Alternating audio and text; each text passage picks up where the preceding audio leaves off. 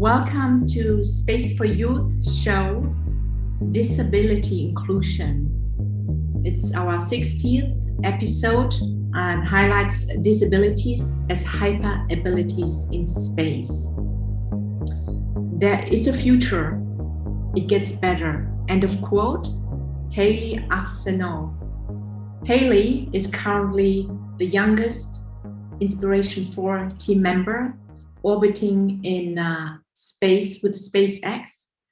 She is the youngest team member and a cancer survivor, and currently on the first private civilian manned mission as the first person in space with a prosthetic. We take this as an inspiration for today's episode, which covers how the space industry could include those with disabilities and what careers in the space industries are in need of inclusion. We will also be discussing how companies can help recruit talented individuals with disabilities. I would also like to thank today's co-host, Nikita, my friend Nikita. She is the co-founder of Society for Space Education Research and Development. She's also ISO alumna from the year 2019, social impact entrepreneur. And this episode is also supported by the Space Foundation, by my friend, and she's Chille Bergstrom, the Chief Official Officer for Space Foundation. So once again, welcome everyone to this episode. We invite you to ask mindful questions. Polite and respectful conduct will be tolerated. Let me introduce you to our first speaker, Neta. She is dialing in from Israel today. Neta is 19 years old and will share with us the power of proximity through her Space Camp project with NASA. Neta has a visual impairment due to birth. She was a twin. Straight to you. Hey everyone! Again, as you said, my name is Neta. I'm 19 years old from Israel, and here I am today. I'm going to talk to you about my experience when I was on SpaceX Space Camp. For teens with visual impairment in Huntsville, Alabama.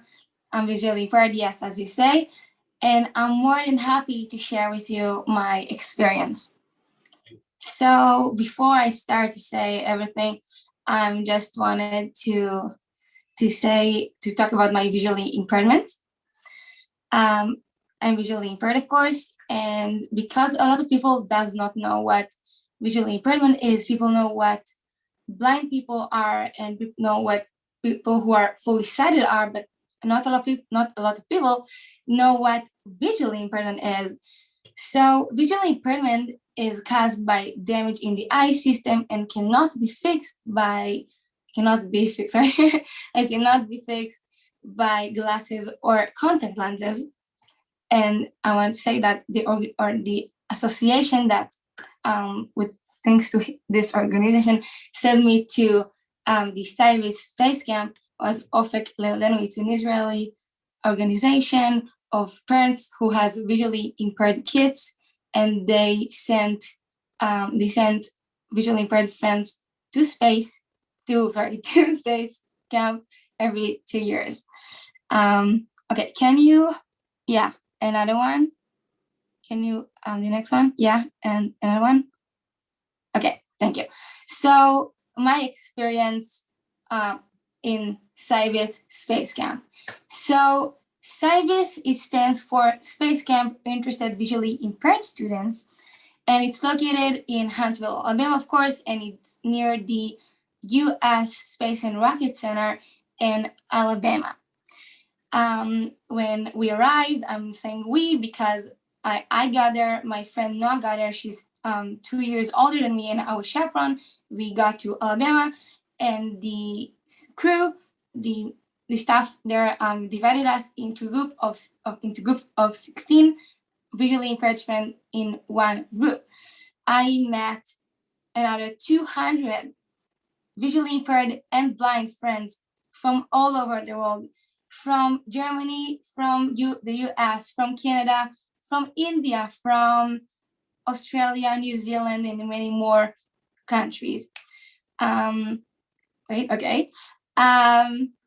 thing that I wanted to say is that the camp itself, it's 1 week, and on this week we did incredible things such as the group missions. Yeah, so the group missions are basically the staff from studies took us, the group of 16, and divided us into jobs in that team. So some of us were pilots, some of us were co-pilots, some of us were scientists on the mission control room. And me specifically, I was a scientist on the ISS, International Space Station, and I was on the mission control, and I helped from the mission control to have, if the spaceship has some problems, and them got fixed. And another thing that we did on the space camp was the personal missions. So we did a lot of extreme sports like zip lining, like scuba diving, like rocket climbing, and everything that we did on space camp was incredible, first of all, but everything that we did was basically a simulation of what astronauts doing in space, to prepare themselves to space. And lastly, I would like to talk about my life experience from the space camp. So this experience was amazing. As I said again, I had the opportunity to meet a lot of friends from all over the world, and being in this environment that accepts you as who you are with disability and make you feel equal, if it's by doing accessibility to everything, really. The materials that we had there, they were large printed, some of them were brailled. Everything that we did was specially for us, and it was an amazing experience. The most important thing of all was that my self-confidence grew thanks to the space camp. I feel more myself. You know, in all of the times in life, people told me, hey, because you are visually impaired, because you have this thing, this disability, you cannot do things in life. And I proved them wrong. I went to this space camp, to Cyber Space Camp, and did amazing and incredible stuff that without this experience, I would never do it. I learned I can do a lot of things, and I learned that my disability is not an obstacle on everything, really. I learned that I need to embrace it. I need to embrace my disability, and I learned to talk about it in positivity. And I learned that I did a lot of, I learned that I can do everything if I want to, if I have strength. And yeah, I was Neta, and thank you for listening. And I enjoyed so much being here, and I'm so honored to be here. Thank you so much. And yeah, if you have some question, I'm here to answer. Thank you, Neta, for sharing this unique experience. We have many questions. Yeah, sure. Many questions we'll answer in the second half of this episode. How to access these space camp programs. There are many children and youth that will be very curious how you access these programs. So thank you for this amazing presentation. We'll get back to you very soon. Now I hand the mic to Nikita. She's the co-founder of CERT and will introduce her own student from India today. Thank you very much, Hyun. And I see you have set such an amazing stage for all these young students to share their experience of what they have learned being, such special students, I could say, or in person. And I'm so happy that we have Shaik Samad from India, who would also be joining in this panel and speaking about his disability, which he proved to be something called advantage, or how he's going to use that problem that he has in order to overcome, or what all has he overcome, is something that we will explore. To tell about Sheikh, he's been a very enthusiastic person about space and astronomy. He's now in his first year of pure science, doing his bachelor's, and he want to become astrophysicist. Has been an amazing student of ours, and he actually secured 100% scholarship at our junior space scientist program.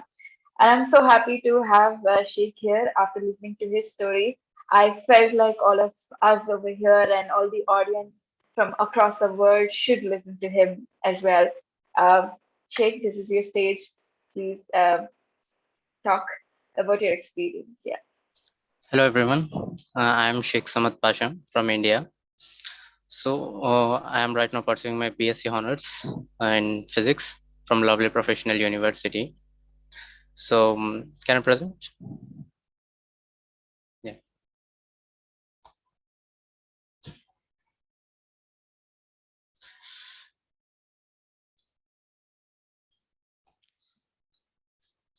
So I am 17 years old, a young space scientist. So as you say, I am a BSc Honors Physics at Lovely Professional University, Punjab, India. So I am a researcher at SSCRD, citizen scientist, and I love teaching science to school students near my areas. And I am working as a team member in organizing team of SSCRD Outreach and World Space Week 2021 event. So the best way to prepare for life is to begin to live. This is my most favorite and motivating quote by Elliot Hubbard. So how I converted my disabilities into hyper abilities. So my journey started with a bad experience. I was 7 years old when my parents got separated. To support my education, my mother started working as a tailor. So then on 15th September 2014, I was suffered from minor paralysis attack at age of 11, which caused my left side of the body to get paralyzed. And after many of the treatments, and I came to know that I also had a congenital mirror hand movement disorder, which is caused by mirror neurons in voluntary movements to cause as involuntary movements. So after that, I suffered from like weakness in hand, can't write properly, can't eat properly, can't go to the other places, and like a severe headache, and can't bear low temperature. So a separate type of environment was created at home to keep me secure. So after that, when I was very now I was when I was comfort to go to school, I started again start my school, where I started comparing me with other students in school, so that they are doing well than me. They are roaming, they are playing, but I can't play with my friends on that time. So I was sitting alone in a classroom. So one day, my teacher is a mathematics teacher. He came to me and introduced to the great personality. So we know him as a Stephen Hawking. So he introduced me that he has a motor neuron disease, and he explained how he fight with that disease and how he lived. Which the whole world said that he can't live more than 2 to 3 years, but he lived more than 50 years. So he explained me about his, and I have gone through it. And from his life, I came to know that how to convert our disabilities into hyper abilities. After listening to his life story, I got interest in space science. From that, I decided to be an astrophysicist. So after that, I aim to start controlling my problems. First of all, I went to doctors and psychologists to get the problem, to get the solutions to how to control the disability with the different methods. After that, I started acquiring the knowledge of physics and science, space science, to be get a knowledgeable person in space astrophysics. In 8th standard, I got a first opportunity to present my space science project at a science exhibition, where I have secured my first prize.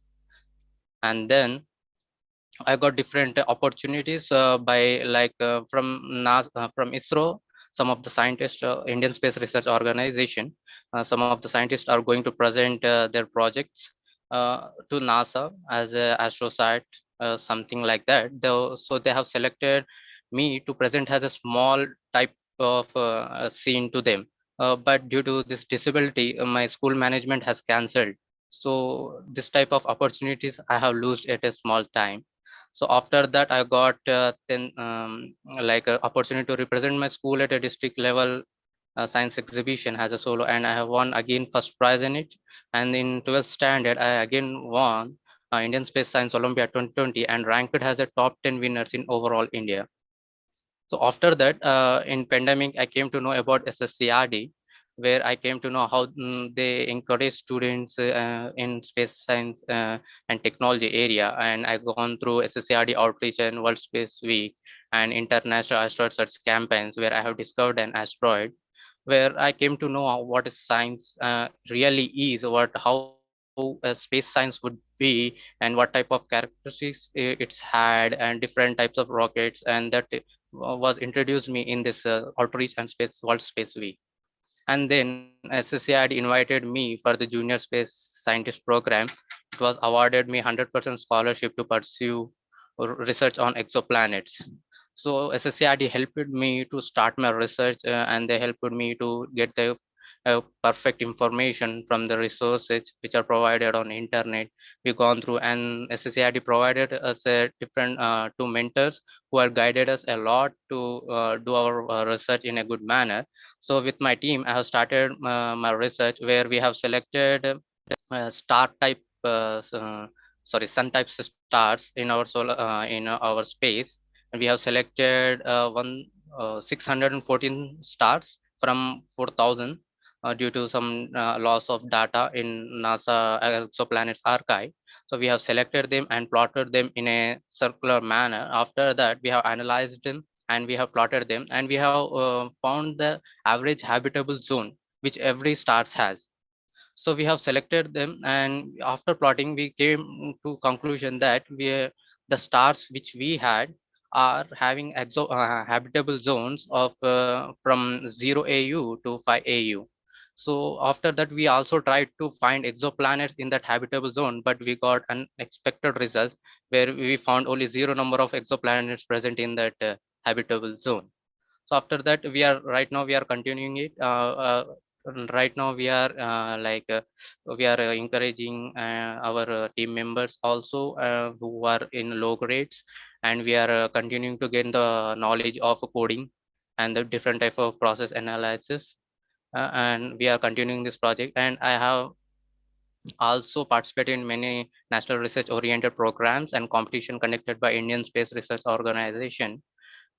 And at the moment, I am individually serving as a science educator under the non-profit organization called the Cosmological Society, where different state government innovation hubs are also helping me to provide a science education to all the school students, and even the high grade school students also.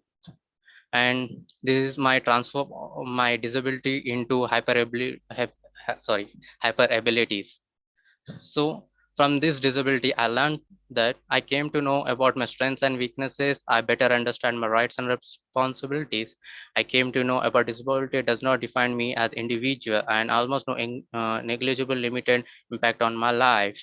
And I could make contribution towards the enrichment of my family, schools, and community. I feel I have been more reasonable of meaning life. That's what. Thank you for presenting, calling me into this event. Thank you.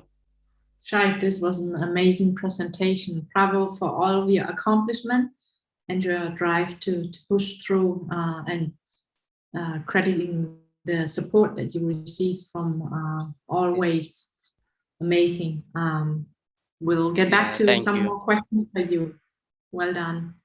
Our next speaker is going to be Chille. She's been with us before in the last year or this year. I'll give credit to Chille for coining this notion, disability as hyperabilities in space. Now, she has accomplished to be an aerospace engineer at the age of 8. You have to share with us your secret sauce on how you did that with the age of 8. I've never heard this before. with the MIT and was named as a space futurist at the age of 10 by MIT's Media Lab. At the age of 14, Chille has worked with the International Space Station, National Lab, the World Design Organization, UNHCR, NASA, and Boeing currently as part of the Space Initiative at MIT's Media Lab. And she's also co-lead on secondary propulsion and linear induction motors for MIT's award-winning hyperloop team. Chille was born with major birth defects and has endured many surgeries. I think the last surgery was yesterday, right, Chille? Including 3 open hearts in the first decade of life, which has heavily influenced Chille's love of biomedical engineering.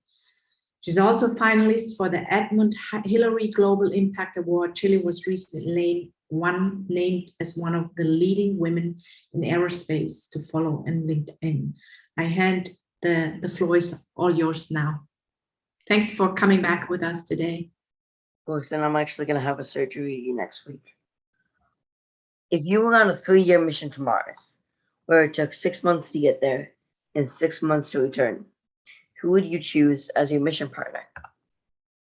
8-time Olympic gold medalist and world record holder Usain Bolt, who is considered the fastest man alive, or this person here, who maybe isn't as nearly as strong or fast as healthy as our Olympian? If you choose Usain Bolt, you would be very lonely for the next 3 years, because Usain Bolt will be dead. Usain Bolt might be dead in a matter of days. Space travel lowers our heart rate, and since Usain Bolt's resting heart rate is so low on Earth, space would become insurvivable. Your other friend here, though, is likely to survive the 3 years spent as your mission partner and beyond. Traditionally, NASA looked to Air Force pilots at the peak of their health for their missions, but until Scott Kelly's year in space, NASA had focused on short-term missions. Now, astronauts are preparing for extended stays on the moon and someday Mars. Is it possible that, like Usain Bolt, the future of space could benefit from another type of human body? Maybe someone with a disability. I was 7 years old when Buzz Aldrin asked if I knew that I could never go to space. Buzz knew that I have had 3 open heart surgeries and was being kept alive by a pacemaker. But even at age 7, I thought the idea of not being allowed to go to space because of my heart was old-fashioned and misinformed. Wouldn't my broken and repaired heart be better than a heart that had no backup battery at all? I started to wonder what would happen if astronauts had a pacemaker. Could they protect themselves from low heart rates in microgravity? When an astronaut with a pacemaker finally arrived on Mars, where they wouldn't need their pacemaker because gravity is 1/3 that of Earth, could they turn off their pacemaker and then turn it back on again for the journey home? Like all good scientists, I needed to come up with a hypothesis.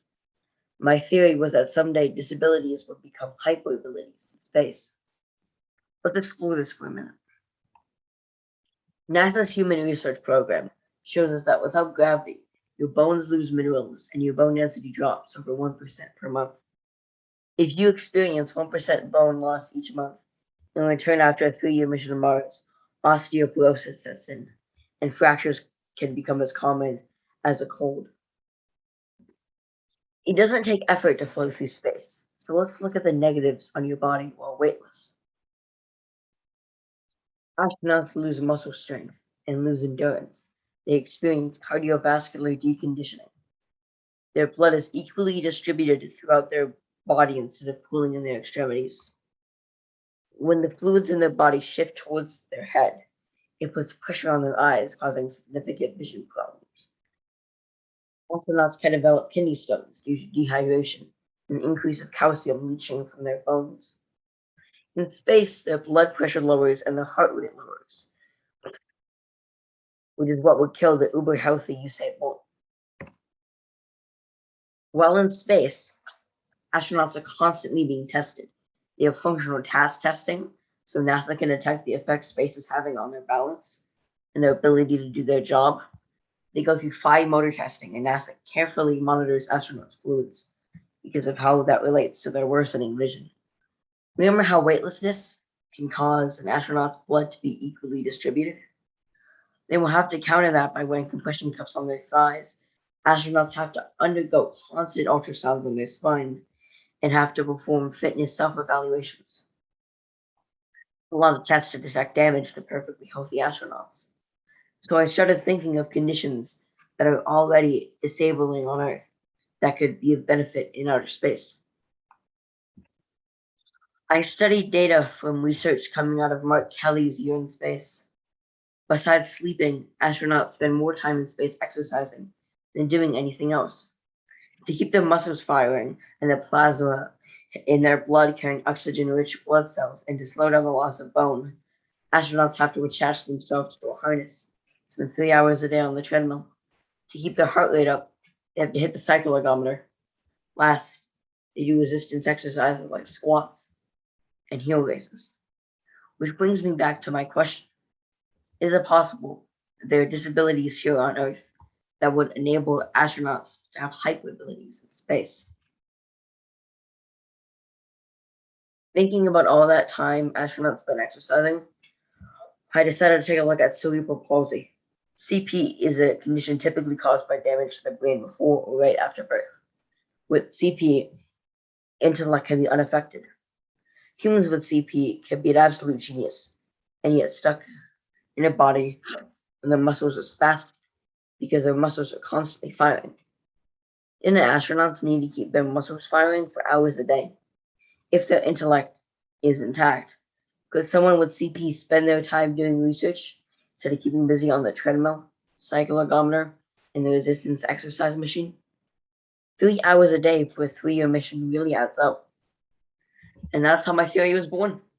I was 10 years old when I started my research to find out if disabilities on Earth could become hyperabilities in space. During the 50th anniversary of the Apollo missions, MIT invited me to formally present my theory at MIT's Media Labs as MIT Media Labs Space Futurist.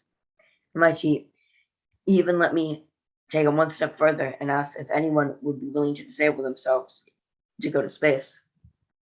My astronaut professor, Jeffrey Hoffman, said that he'd love to return to space and to sign him up for a pacemaker, if that's what it will take to keep an astronaut's heart rate up on a long mission to Mars. Still, the idea of recruiting astronauts who were already disabled led to most people laughing at my theory. That made me try even harder to prove my theory.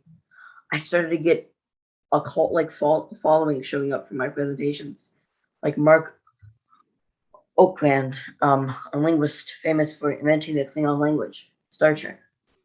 He wanted to see what new disabilities I could think of that would become hyperabilities in space. So after I presented my theory at MIT, I was invited to present my theory to the medical doctors at the Association for Spaceflight Professionals, and later at another university, this time in Hamburg, Germany. People were starting to pay attention. The laughter died down, and more people started to take my theory seriously. And one of the greatest things ever happened. The European Space Agency announced that they would be the first to actively recruit disabled astronauts. But they're only asking for a very limited disability, a missing leg or one leg shorter than the other, or being short in stature overall. Sure, these conditions would likely have an easier time floating around in microgravity. But it's not enough. It leaves out autistic scientists who may be able to handle the isolating conditions of long-term space travel easier than the neurotypical peers. It leaves out humans with heart defects that may thrive in space. It leaves out 80% of those who have the spastic form of CP. It leaves out many more disabilities that I haven't even thought of yet as being a hyperability in space. When Buzz Aldrin asked if I knew that I could never go to space, I didn't want to be an astronaut anyway. I wanted to be an aerospace engineer, so I became one. Now I want to attend medical school and study aerospace medicine. The thing is, no one knows what the future may hold because we are the ones creating it. If we demand a more inclusive environment, we will create an inclusive environment. The autistic community has a say. Nothing about us without us. that has never been more true. Our Zoomer generation, what NASA calls the Artemis generation, doesn't just have an opportunity to design for more inclusion in outer space. We have a responsibility to democratize space, make it accessible to all. Microgravity does not require full walls holding up a roof due to gravity. Microgravity can have inflatable habitats. There doesn't have to be a fight for equality by demanding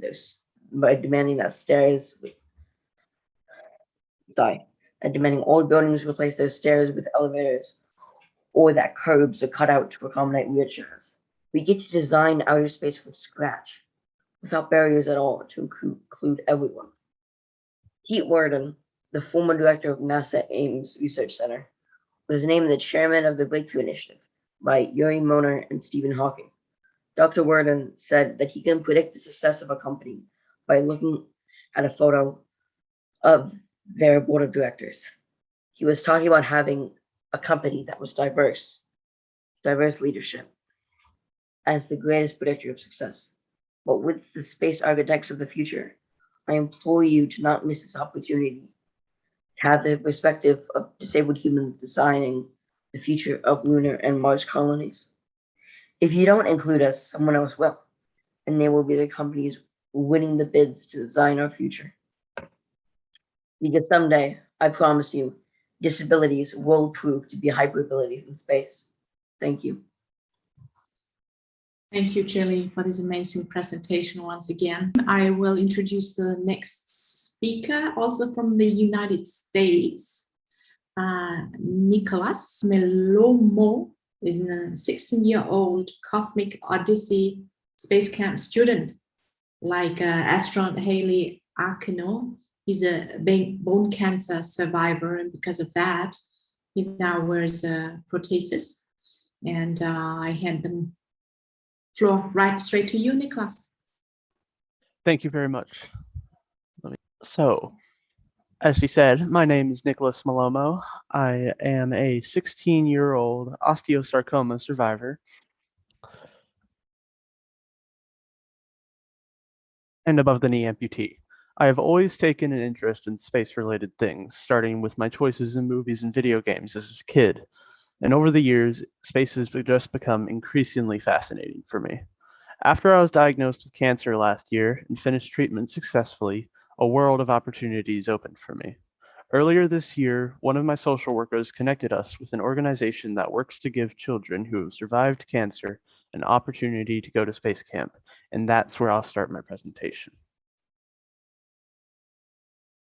But before I can get into the details of Space Camp, I have to introduce you to the man behind the genius, Nico Blanks. Nico is the guy behind the genius. Having survived brain cancer as a child, he wanted to do something for those who are going through similar things that he went through. He worked with the Austin Hatcher Foundation and Yuri's Knight to create a scholarship like no other, the Cosmic Odyssey Scholarship.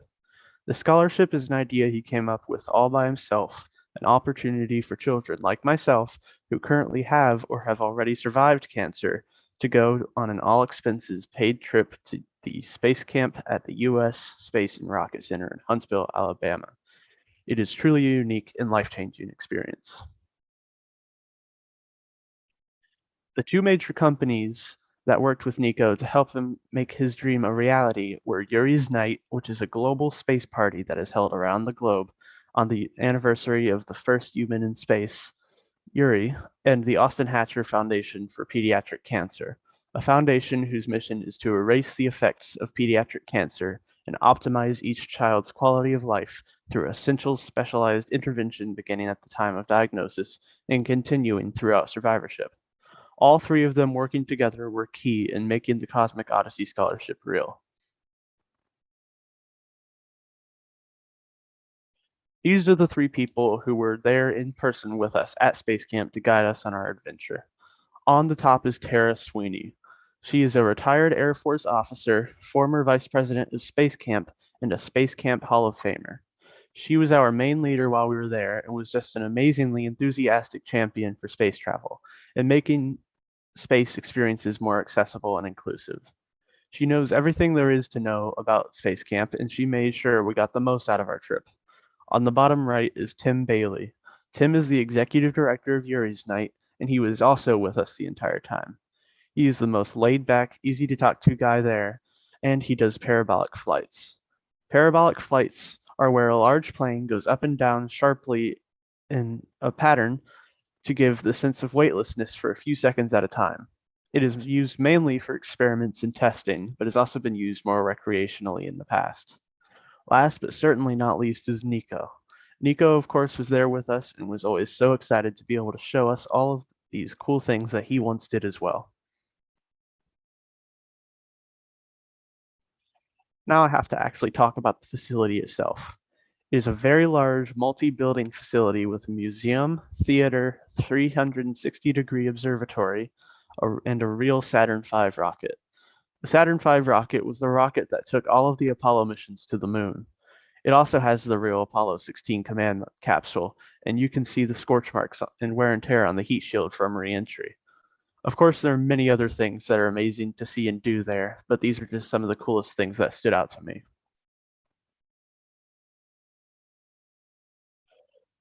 We were not alone in getting to do the Cosmic Odyssey Scholarship. 2 other lucky families were selected to go to this weekend of the camp, both of them also having a child that has survived cancer. The range that the families came from is rather wide, with us being from North Carolina, one family from being Seattle, and the other from Wisconsin. We were all given plenty of time to do multiple fun activities, of which I will show you next.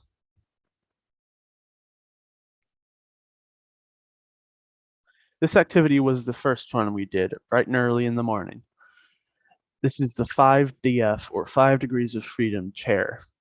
In space, whenever you're in a spacesuit with 0 gravity, you have 5 degrees of freedom. This chair is meant to simulate that on Earth. I'm harnessed into a seat which can roll, move side to side, yaw, and pitch. The chair can move around a limited area with little to no friction as it is on 3 airlifted hover legs, and that allowed me to go to this structure on the side over here, where I was asked to do a simple activity, which was to turn a bolt, pull myself along the wall to press a button, and then to push off as hard as I could. Every single one of us, even the adults, were able to do this one at a time, but I volunteered first. The second activity we did was a walkthrough tour of a recreated International Space Station. Of course, it doesn't look like it does in real life from the outside, because if it was built in the order that it is in real life, it would probably be as big as the facility itself. But it was still super cool to be able to walk through and see all the different individual modules. Now, it was definitely different walking through the International Space Station than I imagine floating through would be, as here you can see we're walking on a flat floor, which is considered the floor for us. But in the space station, there is no floor. Everything is the floor and everything is the ceiling. And there is no complete flat surface to walk on. Everything is used for handles and things for the astronauts to grab on to move around. Final activity we did was the mission simulation, which was by far my favorite activity. The coolest parts was that we were all assigned, including the parents, to a different job. My family was in mission control. Another family was in a recreated space shuttle, piloting that, and the third family was on the International Space Station. I was the flight director, which meant I oversaw when we were supposed to do everything. And it was super cool to see all the different bits and pieces that go into making a mission successful. As we went through our space camp journey, we also met many other fascinating and inspiring people who helped to broaden my horizons about the different roles that people can have in contributing to space travel. 2 in particular I'd like to mention are Penny Pettigrew, also known as Paycom Penny, and Loretta Whitesides. Penny is the main communicator with the International Space Station astronaut crew regarding science operations. She's also a Space Camp Hall of Famer. Loretta Whitesides is a co-founder for Yuri's Night, a founder astronaut with Virgin Galactic, and the author of the book, The New Right Stuff. using space to bring out the best in you, in the creator's Space Kind Leadership Training.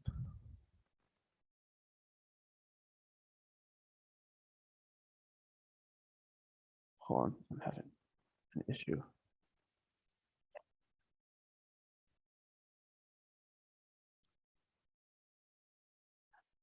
Now it was time to graduate, and sadly this was the end of our space camp adventure, but it was amazing to be able to meet all of these super kind people who are so passionate about space. Although it was the end of this excursion, it was the beginning for all of our space adventures, as this space camp really helped us open our eyes to all the different things that go behind anything that has to do with space travel. And I can't wait to see what comes next. This is my section on disabilities as hyperabilities. I have a few quotes from the astronaut on the Inspiration 4 mission, Hayley Arceneaux. She said, "I never imagined since my diagnosis that I would be going to space. And that is one thing that is so incredible about this mission. It's really opening space travel out to everyone, and you no longer have to be physically perfect to go to space. Going through cancer treatment, it can be really difficult to look towards the future because you're so focused on that day, like what appointments you have that day, what pills you have to take that day, and so it can be really difficult to think of what's next. I can't go skiing, I can't go skydiving, I can't jump on a trampoline. But going into space, I'm not limited at all. I really think this zero gravity is going to be so freeing." And I agree with all that she said, as I had the same cancer as her. For people with prosthetics or any kind of disability to move on Earth, they have to adapt and learn new ways of doing things that other people would do without having to think about. This adaptability would prove to be a useful trait in space, because in space, one has to adapt to a new environment, find new ways of doing things and new ways of moving, and have to be able to respond quickly to anything unexpected. I think this different awareness of movement that the physically impaired have would make them better able to plan and direct the movement of people in space, trying to accomplish simple daily tasks or executing complex missions. When people think of space travel, they think of the physically perfect astronauts and now even civilians in rockets launching into space. But they don't think about all the people in the background who are key to getting these people to space, keeping them in space, and getting them home. Although it may be harder for people with certain disabilities to go into space, there are plenty of other important jobs that people with disabilities can do to contribute to space travel. One of the important benefits of my Cosmic Odyssey experience was to be able to meet many people who fill many different roles in contributing to space travel, like meeting the International Space Station's Paycom Penny, and to experience some of these roles myself, like in my simulated role as flight director. The various simulations I experienced at Space Camp helped me to be able to see how important simulations are to help people to prepare for actual spaceflight. Even more significantly, these experiences helped me to understand how important simulations can be for those who, because of physical disabilities or otherwise, may never have the opportunity to travel into space. Given my interest in computer gaming and simulations, I could see myself someday contributing to developing these simulations as someone who is physically impaired. I think I would bring a unique understanding of significance of these applications of technology. Thank you for listening. Bravo, Nicholas. Thank you for this amazing presentation. Wonderful. We now open the floor for Q&A. This is for everyone to answer. In your darkest moment, you know, what and who inspired you to keep going? And we all have these moments, but just curious to hear what kept you going. You know, you all share your personal stories and obstacles that you had to overcome, but I would like to hear from you. What keeps you, you know, what keeps you going? You know, what is it? Who is it? Is it an event? Is it a person who supported you unconditionally? Who wants to take this question? I think I will take this one. My family helped me a lot, but you know, meeting friends who are visually impaired, specifically in my case, like helped me keep going, helped me developing this amazing ability of, even though I have this disability, I'm not alone in this. When you meet someone who is equal to you and sharing those experience of really day-to-day thing that's going on to you, you don't feel alone, and you basically overcome all the challenges that you have in a way. And we all have some difficulties in a way or another, but I really think that having this disability, it's not something that tells you that you cannot do or cannot do a thing. You need to step up and do anything, even though you have this disability or other stuff. Yeah, that's it. Thank you, Neta. How can humanity make the space industry more inclusive for those with disabilities? It really is just so simple. Just include us. I know I sound like a broken record, but it's true. If we aren't part of your design process, then you can't possibly believe you're being inclusive. And if you put yourself into the shoes of a space company, or what is in it for this company to hire someone with disability? What value? Is there any difference? Would you like to be treated different, or what advice would you give them? There's a lot of agencies going to watch this in companies. What advice would you give? So advice I would give for what exactly? I'm so sorry. Well, let's say if you put yourself into the shoes of the person that's going to hire someone with disabilities, what advice would you give them to, would you like to be treated equally or differently? Or, the space industry itself is difficult, whether you have disability or not. Yeah.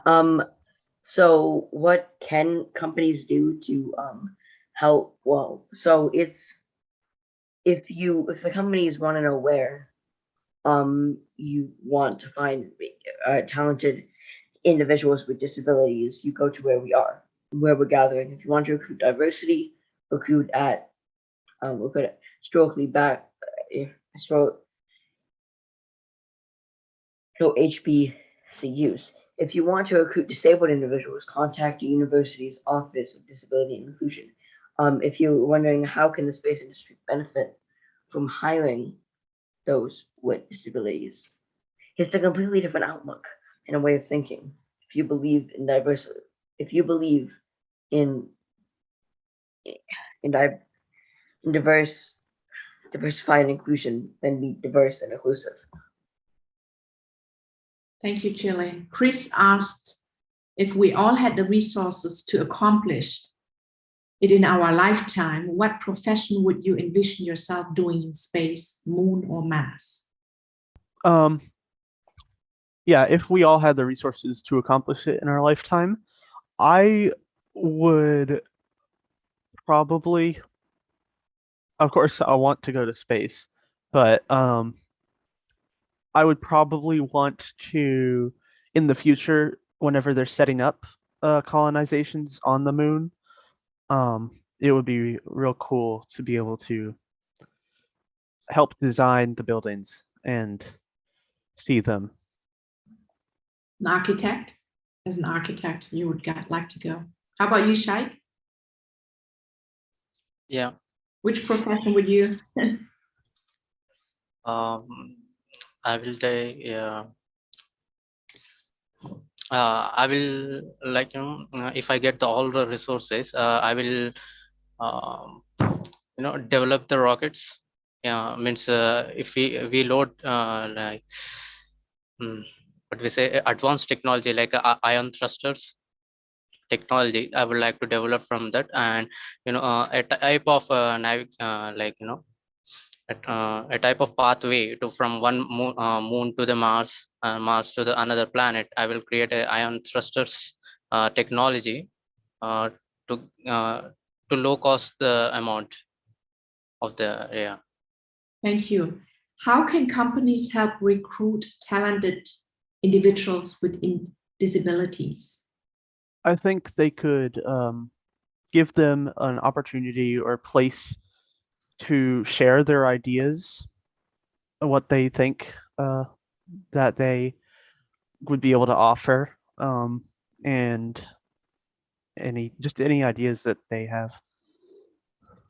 Thank you. And how and what can companies do to retain employees with disabilities in order to ensure long-term job success? I know in my country, if I hired someone with disability, they get more holidays, and companies can't fire people with disability in this country. I don't know how it applies to other countries. I Chille? think. Oh, Neta? I will say something. I think those companies need to do accessibility. Like they need to, if it's work on a computer, so the computer needs to be accessible for someone who are visually impaired or blind. But all disabilities, just all those companies needs to do accessibility, because as we all have disabilities, and accessibility is the key for everything, for keeping those employees for long term. Thank you, Neta. Chille? So accommodations are what stands between a disabled person and success. Do you offer speech to text? Do you offer a scribe at meetings? Are you recording meetings so that people with attention disorders can look back? You have inclusive bathrooms with showers at your workplace. Is your workplace failure free? If our needs for accommodations are met, you won't want to go anywhere else. Thank you. That's great advice. How can the space industry benefit from hiring those with disabilities? They value because there's an added perspective, which definitely benefits the decision-making process. Because the more you have diversity of perspective, the more that can actually add value to the companies. And we've seen the research on that. So there's a strength to the company if they do hire people with disabilities. Thank you. How do we foster an inclusive business culture in the space sector, given the competition that exists even among people without disabilities? We can't separate ourselves. It's not a competition. If businesses are truly inclusive, then they will build a bigger table to ensure everyone has a seat and can participate. Thank you, Chille. What are the primary factors that are shunting the growth of an inclusive environment in the space technology sectors? What are the steps to bridge this gap? It can't be tokenism. It's not inclusive if you just have one disabled voice, one minority voice, or one marginalized voice. Don't focus on making sure you have one person in a wheelchair and one person who is neurodiverse and one person who is hard of hearing. Have 10, have 20, have as many as you can hire. Just having one marginalized voice is simply one perspective. For projects to be inclusive, a company has to care enough about lots of diverse voices, not just one. Thank you, Chille. Anyone wants to add on here? Yes. Another way that companies can get a better idea of how to recruit, keep, interact with people with disabilities is to just have these companies sit in with groups like this to hear them talk, or just different groups to hear their voice and just get an idea of how we are. Thank you. And how and where can people with disabilities apply for jobs in the space sector? So we should always be applying. Have confidence that we deserve a spot at the table and bring your A game. This isn't a neurodivergent versus neurotypical thing. This isn't me being unable to walk without a mobility device versus a fully able-bodied adult. I know I'm unique and bring a certain skill set that no one else has. My perspective is valuable. I recommend not thinking that you can't do the job you are applying for. Just focus on getting hired and then work out the accommodations you need to succeed once your foot is in the door. Thank you, Chille. I agree to Chille. Every single point that she mentioned. I think y'all gotta put in effort in being that best person whom they can think of in their whole team, where they could, like they would have a very normal person, but you are going there with more skills, more exceptional talent over there, and they must hire you. You must become someone. And at the same time, I 100% agree to the point that she said. You gotta go try. I mean, people would say, no, we wouldn't hire someone with this, but no, you have to go apply everywhere where you want to be, and you gotta create your own opportunity. This is something that I tell all the time to my students, that you can't wait for an opportunity to come to you. That doesn't happen. You're gonna go create your own opportunity, find it, and get that opportunity for you. So you all are like have done amazing work at this age, and I could see that with learning more skills that's required to get into the industry, you could really go to the high positions in those companies, and you could be the role models to many more students who would be there with these kind of disabilities. I'm so moved with all your stories and the achievements that you've done. Amazing. That was a great closing, Nikita. Thank you. Did I close it? I think you have to close it in your style. I need to add on. Thank you. Thank you, everyone who presented today. I have one more last question, perhaps Neta or Niklas. Can you brief on how you got involved in Space Camp to inspire more? How to apply? Okay.